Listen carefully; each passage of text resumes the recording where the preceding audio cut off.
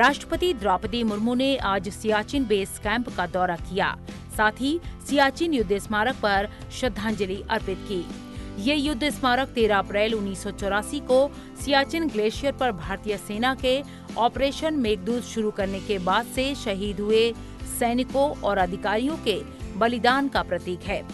राष्ट्रपति ने वहां तैनात सैनिकों को भी संबोधित किया।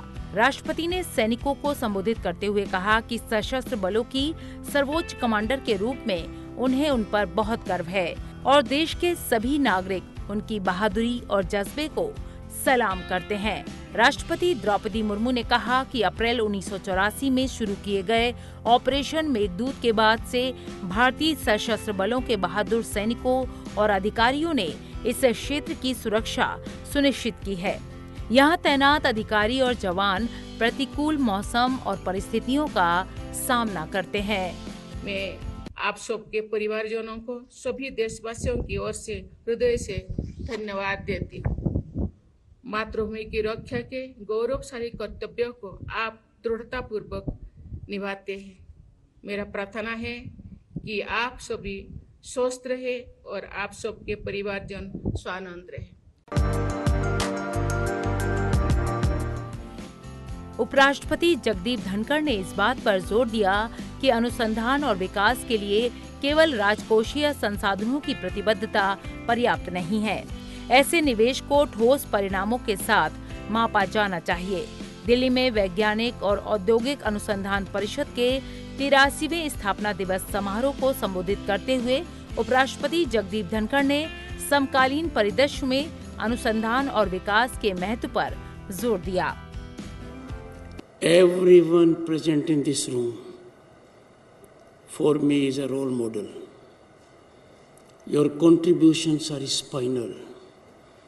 Your contributions in silence are resonating with the last man in the last row.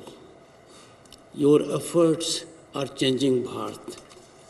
A great occasion for me to be here. This is a very distinguished premium platinum category that is defining the growth history of Bharat, home to 1/6 of humanity.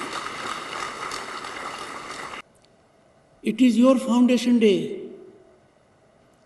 but it is integrally connected with the firm foundations of Bharat. You are firming up those foundations of the most vibrant functional democracy on the planet. You are firming up the foundations of a nation that is on the rise as never before, and the rise is unstoppable. The rise is incremental, and the destination of a developed nation at 2047 will be realized, if not earlier. We are beholden to this category for the contributions they have made to make us see Bharat, which is before us today.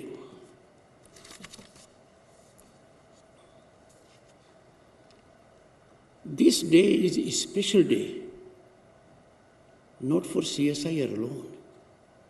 This is a very special day for the nation. Because if we go into our historical perspective, we will find ages ago our Bharat had scientific prowess. We were global leaders. We were center of the globe when it came to scientific knowledge. The kind of discoveries and inventions that were made, we made the world proud. We lost way somewhere. We are regaining that way. उपराष्ट्रपति ने कहा कि अनुसंधान और विकास soft diplomacy और राष्ट्रीय सुरक्षा का अभिन्न अंग है। उपराष्ट्रपति ने कॉरपोरेट से अनुसंधान और विकास में निवेश करने का आह्वान किया। It is my great honor, privilege, and will ever be etched in my memory that I am associating with the 83rd Foundation Day of CSIR.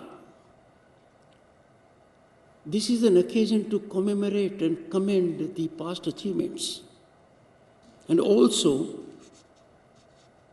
to look ahead, unfold a roadmap to be more significantly involved with nations' rise and global rise, because Bharat stands for Vasudhaiva Kutumbakam.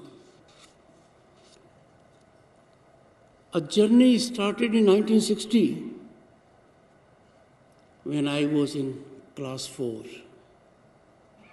and where we have come is a recognition of the hard work you all have done. I am fully alive of the headwinds you face, air pockets you suffer, difficult terrain you negotiate, and on occasions there is no due recognition. Therefore, an ecosystem that existed earlier, where you were contributing and recognition was not coming in the right form. Soothing to note that in last few years, recognition for the scientific community has gone up. It has gone up in several ways, including government being very serious about it. And Prime Minister's heart and soul is deeply in scientific community. His belief in your power, prowess, and capacity to generate at global level those aspects of science which matter to humanity. And I am sure, therefore, we are in good times.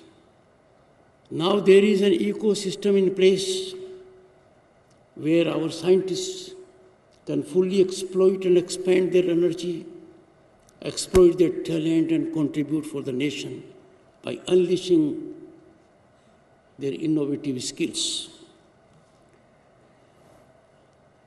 I was not surprised because that was my expectation.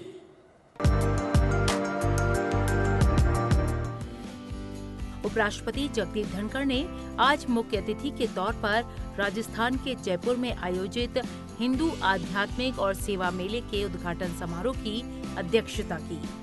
इस मौके पर उपराष्ट्रपति ने कहा कि भारतीय संस्कृति और समाज में दूसरों की सेवा को सबसे ज्यादा महत्व दिया जाता है।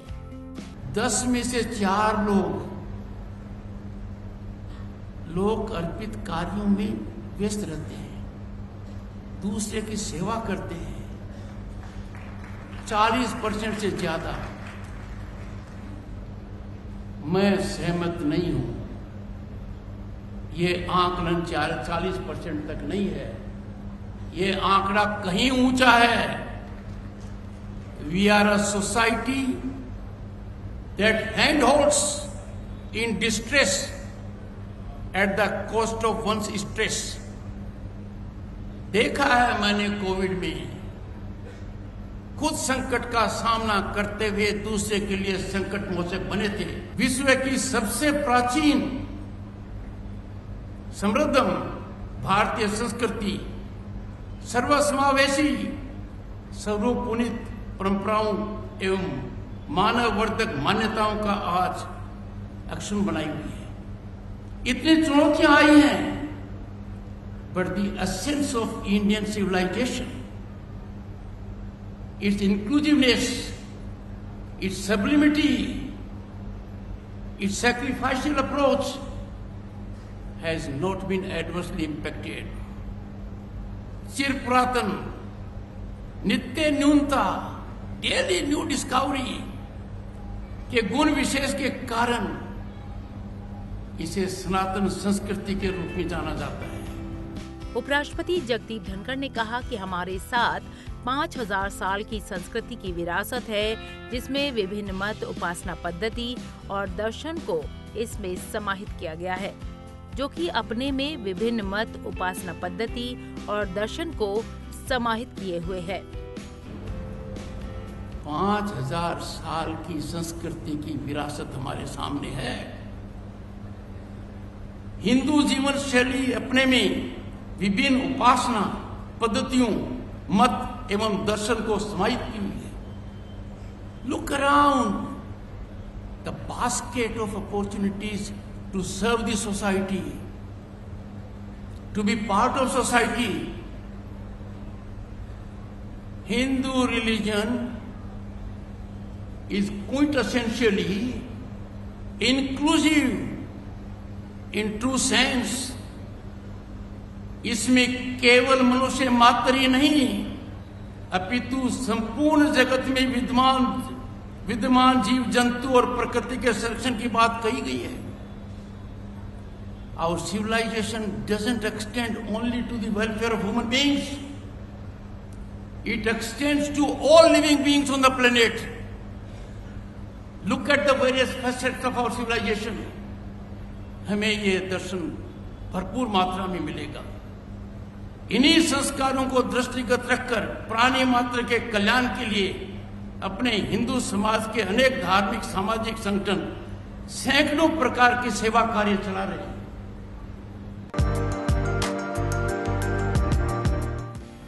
प्रधानमंत्री नरेंद्र मोदी ने आज वीडियो कॉन्फ्रेंसिंग के जरिए मौसम और जलवायु अनुसंधान के लिए 3 परम रुद्र सुपर कंप्यूटर और उच्च प्रदर्शन कंप्यूटिंग प्रणाली का उद्घाटन किया. इस मौके पर प्रधानमंत्री ने कहा कि आज विज्ञान और प्रौद्योगिकी की दुनिया में भारत के लिए एक बहुत बड़ी उपलब्धि का दिन है. 21वीं सदी का भारत कैसे विज्ञान और प्रौद्योगिकी और अनुसंधान को प्राथमिकता देते हुए आगे बढ़ रहा है. भारत के लिए एक बहुत बड़ी उपलब्धि का दिन है. 21वीं सदी का भारत कैसे साइंस और टेक्नोलॉजी और रिसर्च को प्राथमिकता देते हुए आगे बढ़ रहा है. आज का दिन इसका भी प्रतिबिंब है. आज का भारत संभावनाओं के अनंत आकाश में नए अवसरों को तराश रहा है. हमारे वैज्ञानिकों और इंजीनियर्स ने 3 परम रुद्र सुपर कंप्यूटर्स बनाए हैं. ये 3 सुपर कंप्यूटर्स दिल्ली, पुणे और कोलकाता में इंस्टॉल किए गए हैं. आज ही देश के लिए अर्का और अरुणिक 2 हाई परफॉर्मेंस कंप्यूटिंग सिस्टम्स का उद्घाटन भी किया गया है. मैं इस अवसर पर देश के वैज्ञानिक समुदाय को, इंजीनियर्स को और सभी देशवासियों को बहुत बहुत बधाई देता हूं. भाइयों बहनों, मेरे तीसरे कार्यकाल की शुरुआत में मैंने युवाओं के लिए 100 दिन के अलावा 25 अतिरिक्त दिन देने का वादा किया था. उसी क्रम में आज मैं ये सुपर कंप्यूटर्स देश के मेरे युवाओं को डेडिकेट करना चाहूंगा. भारत के युवा वैज्ञानिकों को ऐसी state of art technology Bharat में ही मिले, इस दिशा में ये सुपर कंप्यूटर्स अहम भूमिका निभाएंगे. प्रधानमंत्री ने कहा कि वैज्ञानिकों और इंजीनियर्स ने 3 परम रुद्र सुपर कंप्यूटर बनाए हैं. ये 3 सुपर कंप्यूटर दिल्ली, पुणे और कोलकाता में इंस्टॉल किए गए हैं. इसके साथ ही आज ही देश के लिए अर्का और आरुणिक नाम से 2 हाई परफॉर्मेंस कंप्यूटिंग सिस्टम का भी उद्घाटन किया गया है. फिजिक्स से लेकर अर्थ साइंस और कॉस्मोलॉजी तक ये एडवांस रिसर्च में मदद करेंगे. ये वो क्षेत्र हैं जिनमें आज का साइंस एंड टेक्नोलॉजी वर्ल्ड भविष्य की दुनिया को देख रहा है. साथियों, आज डिजिटल रिवॉल्यूशन के इस दौर में कंप्यूटिंग कैपेसिटी नेशनल कैपेबिलिटी का पर्याय बनती जा रही है। साइंस एंड टेक्नोलॉजी के क्षेत्र में रिसर्च के अवसर, इकोनॉमी के लिए ग्रोथ के अवसर, राष्ट्र का सामरिक सामर्थ्य, डिजास्टर मैनेजमेंट की capacity, ease of living, ease of doing business, ऐसा कोई क्षेत्र नहीं है जो सीधे तौर पर टेक्नोलॉजी और कंप्यूटिंग कैपेबिलिटी पर निर्भर न हो। ये इंडस्ट्री 4.0 में भारत की सफलता का सबसे बड़ा आधार है। इस रिवॉल्यूशन में हमारा शेयर बिट्स और बाइट्स में नहीं बल्कि टेराबाइट्स और पेटाबाइट्स में होना चाहिए। और इसलिए आज की ये उपलब्धि इस बात का प्रमाण है कि हम सही दिशा में सही गति से आगे बढ़ रहे हैं। साथियों, आज का नया भारत विकास और टेक्नोलॉजी में केवल बाकी दुनिया की बराबरी करके संतुष्ट नहीं हो सकता। नया भारत अपने वैज्ञानिक अनुसंधानों से मानवता की सेवा को अपनी रिस्पॉन्सिबिलिटी मानता है।